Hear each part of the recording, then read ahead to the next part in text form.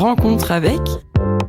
Moi, je m'appelle Alistair Oudéhi, j'ai 26 ans et je suis auteur et youtubeur. Je suis moi-même un homme gay, trans et handicapé. C'est des sujets qui me touchent et qui m'intéressent et j'aime aussi essayer de créer du lien entre ces différentes thématiques parce que moi, j'en vois beaucoup dans ma vie et c'est une interaction qui m'intéresse. Est-ce que tu peux nous parler des problèmes que tu as eu quand tu as voulu être diagnostiqué? Quels ont été les diagnostics qui ont été compliqués à avoir? Quelles ont été les difficultés? Pour moi, dans la question de la difficulté de l'accès au diagnostic, il y a un peu deux enjeux principaux. Il y a d'une part le fait de trouver des médecins qui ont effectivement des pistes de recherche et qui ont envie de chercher et qui t'écoutent quand tu leur parles. De ce côté-là, personnellement, j'ai été plutôt chanceux. Le premier diagnostic que j'ai reçu, c'était un diagnostic d'endométriose. Et on le sait, c'est quelque chose qui est souvent très long et compliqué à avoir. Et moi, personnellement, je suis allé chez ma gynéco, je lui ai dit, je me vide de mon sang et j'ai très mal. Et elle m'a dit, c'est pas normal, on va faire une échographie et une IRM. Et à l'IRM, il y avait quelque chose et j'ai eu mon diagnostic d'endométriose. Ça a duré genre 1 mois et demi. Alors que, voilà, il y a plein de personnes qui ont des parcours qui durent des années. Mais je trouve que c'est un bon exemple de comment cet obstacle insurmontable de, les diagnostics qui prennent des années, etc., c'est au moins en partie un problème de connaissance et de compétence des médecins. De médecins qui nient que, en fait, ils disent que la douleur est normale ou qui font pas les examens adaptés pour le type de problème, etc. Donc, de ce côté-là, j'ai juste eu de la chance d'être tombé sur, une médecin qui connaissait ça et qui savait comment le prendre en charge assez rapidement. Et l'autre enjeu, c'est qu'il y a pas mal de diagnostics qui coûtent cher à avoir. Moi, notamment, du coup, j'ai un diagnostic d'autisme et, pour pouvoir l'avoir dans des délais un peu acceptables, je l'ai fait dans le privé. Donc, pour faire diagnostiquer l'autisme en France, on peut aller soit dans des centres publics qui sont gratuits, mais où il y a parfois des années d'attente, soit dans le privé, mais du coup, ça m'a coûté 650 €. Et tout le monde n'a pas 650 € dans sa poche. A fortiori, quand on est handicapé et qu'on peut être en train d'être forcé d'arrêter ses études, de pas avoir d'emploi, etc. Donc, ça, c'est moins une question de chance, c'est une question de privilège et du fait que le système médical, en fait, il est pas si accessible que ça. Et pareil pour mon diagnostic de syndrome d'Ehlers-Danlos, qui est une maladie du coup physique et moteur. J'ai dû aller à Paris, payer le train, il y avait des centaines d'euros, pareil de déplacement d'honoraires, etc. Donc forcément, en fait, si on peut pas se déplacer, si on n'a pas de l'argent pour payer ce genre de démarches, etc. Même avec des bons médecins, on n'est pas sûr d'avoir accès à un diagnostic. Donc voilà, pour moi, c'est un peu les deux obstacles. Personnellement, j'ai plutôt eu de la chance sur les 2 points. Mais malheureusement, c'est loin d'être le cas de tout le monde. Pourquoi tu as décidé de rechercher les diagnostics professionnels? Sur la question du diagnostic, pareil, il y a plusieurs réponses et plusieurs raisons pour lesquelles on peut chercher un diagnostic. Moi, au moment où j'ai fait mon diagnostic d'autisme, notamment, c'était pas quelque chose dont j'avais l'impression d'avoir besoin pour moi. J'étais à peu près sûr que j'étais autiste. D'autres personnes autistes dans mon entourage me disaient que pour elles, c'était évident aussi. Mais j'étais en train de reprendre mes études à la fac à ce moment-là et je savais que j'allais pas m'en sortir sans aménagement adapté. Et c'est beaucoup plus difficile, voire impossible, de demander des aménagements et de l'aide liée au handicap si on n'a pas de diagnostic formel et officiel, entre guillemets. Et du coup, moi, c'est pour ça que j'ai fait cette démarche-là. Sinon, je l'aurais peut-être pas forcément fait. Et de la même manière, plus tard, du coup, moi, je suis allocataire de l'AH, qui est l'allocation qui permet de vivre quand on est trop handicapé pour travailler, en gros. Et pour demander cette allocation, techniquement, légalement, c'est pas obligé d'avoir un diagnostic. Mais dans les faits, c'est beaucoup plus difficile de prouver qu'on est assez handicapé, entre guillemets, pour toucher cette allocation quand on n'a pas le diagnostic. Et donc, pareil, le fait d'avoir eu ce diagnostic m'a vachement aidé à pouvoir débloquer ces aides dont moi, j'ai besoin pour vivre. Et c'est un peu un cercle vicieux parce que du coup, pour avoir des aides financières, pour pas être enfermé dans la pauvreté, il faut des diagnostics qui coûtent cher. Donc, on voit bien qu'il y a un problème quelque part dans le système. Mais une des premières raisons du diagnostic, et ça a été le cas pour moi, c'est d'avoir accès tout simplement à des aides et à des aménagements dont on a besoin. Là, je parlais du côté un peu plus aménagement scolaire, professionnel, etc. Mais il y a aussi l'accès forcément au traitement. Si on ne sait pas ce qu'on a, c'est plus difficile à traiter. Il y a des choses qu'on peut faire sans connaître les causes. Mais par exemple, dans le syndrome d'Ehlers-Danlos, quelque chose qui se fait bien, c'est les vêtements compressifs. C'est quelque chose qui m'a été prescrit dès qu'on a suspecté que j'avais ça et ça m'a énormément aidé. C'est ça qui me permet un peu de marcher au quotidien, qui fait que je peux utiliser mes bras correctement. C'est plutôt utile. Et pareil, il y a des traitements médicamenteux, je pense notamment dans le TDAH. Les médicaments qui servent à aider pour ça, ils sont extrêmement réglementés. Et du coup, si on n'a pas ce diagnostic précis, on peut pas avoir de prescription pour ces médicaments-là. Et donc voilà, dans des contextes comme ça, le diagnostic est nécessaire à avoir un traitement médical, en fait, simplement. Est-ce que ça t'a aidé à t'accepter plus? Est-ce que la réalisation qu'il y a un truc qui cloche, entre guillemets, est-ce que ça t'a affecté ton acceptation de toi, ton self-esteem?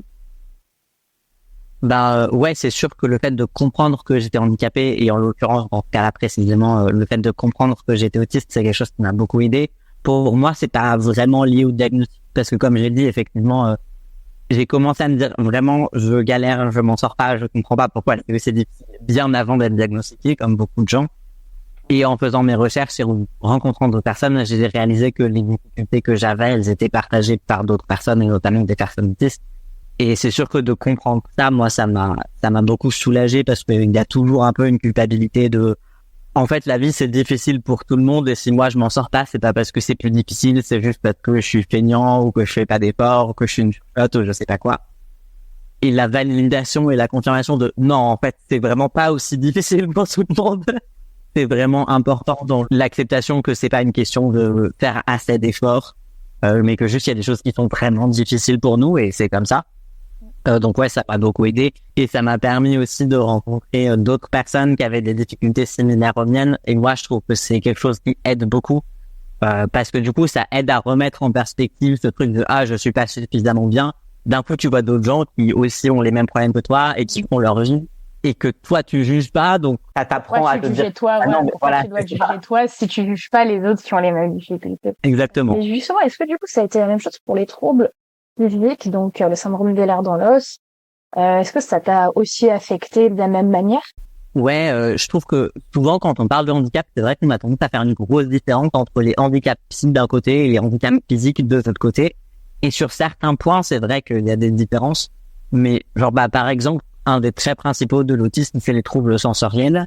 Et le fait d'avoir des problèmes à gérer la lumière, le bruit, les positions, les textures, etc. C'est très physique, en fait, comme expérience.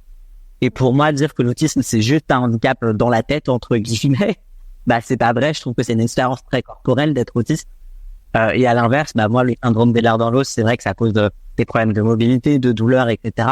Mais ça cause aussi des problèmes de fatigue, et du coup de concentration et de mémoire, etc. Donc, c'est un trouble physique, entre guillemets, mais en vrai, ça a plein d'impacts psychologiques et cognitifs. Donc, ces distinctions-là, elles sont un peu fausses, quoi. Et je trouve aussi que on a tendance à imaginer que les troubles physiques, forcément, ça se voit et c'est plus facile à quantifier et à vérifier. Et que du coup, si on a un handicap physique, on le sait. Bon, déjà, les gens, quand on leur dit non, on peut être autiste sans le savoir, tout le monde n'est pas d'accord avec ça. Oui. Il y a plus de gens qui vont comprendre que tu sais pas forcément que t'es autiste, et que juste ta perception du monde est différente et que t'es pas au courant. Mais si tu leur dis que t'as des douleurs chroniques et que ton corps fonctionne pas, mais que t'as mis 25 ans à t'en rendre compte, ça paraît beaucoup plus bizarre, alors qu'en fait, c'est la même chose. De la même manière que je me disais, communiquer, ça doit être difficile pour tout le monde, il faut juste faire des efforts. Et je me disais, être debout, c'est pénible pour tout le monde. Et en fait, maintenant, je me dis, non, c'était quand même plus pénible pour moi. Ouais, le processus a vraiment été très similaire. Du coup, est-ce que le regard de tes proches sur ces questions-là, de justement, ça a toujours été compliqué pour moi de rester debout, mais je savais pas que c'était pas aussi compliqué pour les autres. Comment est-ce que c'est venu? Comment est-ce que les gens en ont parlé? Moi, c'est vrai qu'au début, quand j'en ai parlé à ma famille du diagnostic d'autisme, et puis plus tard du diagnostic de syndrome d'Ehlers dans l'os, il y avait un peu une incompréhension et quelque chose de l'ordre de non, nous on n'a rien remarqué, t'as eu l'air normal. Et c'est vrai qu'au début, c'est pas quelque chose que ma famille, par exemple, a validé, entre guillemets, tout de suite. Et je pense que pour le coup, le fait d'avoir le diagnostic officiel, même si je l'ai pas fait dans ce but-là, c'est quelque chose qui a bien aidé à faire valider un peu officiellement, entre guillemets, ce que moi je disais, et que du coup ce soit plus considéré comme réel et comme valable. Et effectivement, au fil du temps, c'est quelque chose que mes proches ont vraiment accepté. Moi maintenant, je suis en fauteuil roulant au quotidien depuis plusieurs années. Et au tout début, quand j'ai annoncé à mes parents que j'allais acheter un fauteuil roulant, j'avais peur qu'ils comprennent pas, et c'est vrai qu'ils étaient un petit peu confus. Et maintenant, c'est tout à fait acquis, il n'y a pas de problème, on remet jamais en question le fait que j'en ai besoin ou que j'en ai pas besoin. C'est pris en compte quand je me déplace avec ma famille, etc. Donc, voilà, c'est sûr que c'est quelque chose qui a évolué avec le temps, et je comprends aussi que ça se voit pas forcément. Je pense que c'est important de réaliser que de la même manière que de nous, de l'intérieur, on se juge pas forcément avec les bons repères. On se dit, bah, je pense que telle chose, c'est normal. Et on découvre un jour qu'en fait, non. Bah, de l'extérieur, c'est pareil. On peut avoir l'impression que quelqu'un fonctionne bien dans tel environnement ou arrive bien à faire telle et telle chose. Et en fait, notre perception, elle n'est pas forcément juste des gens autour de nous et c'est normal. Et donc, c'est juste important de communiquer et de croire les gens quand ils expriment une difficulté ou une douleur ou une détresse, etc. Quoi, tout simplement. Si tu avais des choses à dire, soit aux personnes qui cherchent un diagnostic, soit aux personnes qui se demandent si ce qu'ils vivent c'est normal, ou aux proches de ces personnes, qu'est-ce que tu pourrais vraiment dire? Qu'est-ce qu'il y a que tu voudrais faire passer comme message? Bah, c'est vrai que c'est toujours un peu simpliste de dire, bah, il faut juste communiquer et se faire confiance les uns aux autres. Mais ça reste quand même une partie de la solution. C'est-à-dire que je pense pas que les gens s'inventent des problèmes. Ça peut arriver qu'on comprenne mal nos difficultés et qu'on pense que ça vient de quelque part alors qu'en fait ça vient d'autre chose. Évidemment, on n'est pas parfait, on comprend pas tout du premier coup. Mais si quelqu'un dit, en fait, je me sens en détresse ou j'ai mal ou j'arrive pas à gérer ma vie, je suis complètement débordé, je m'en sors pas, j'ai besoin d'aide. Ce besoin-là, il est réel de toute façon.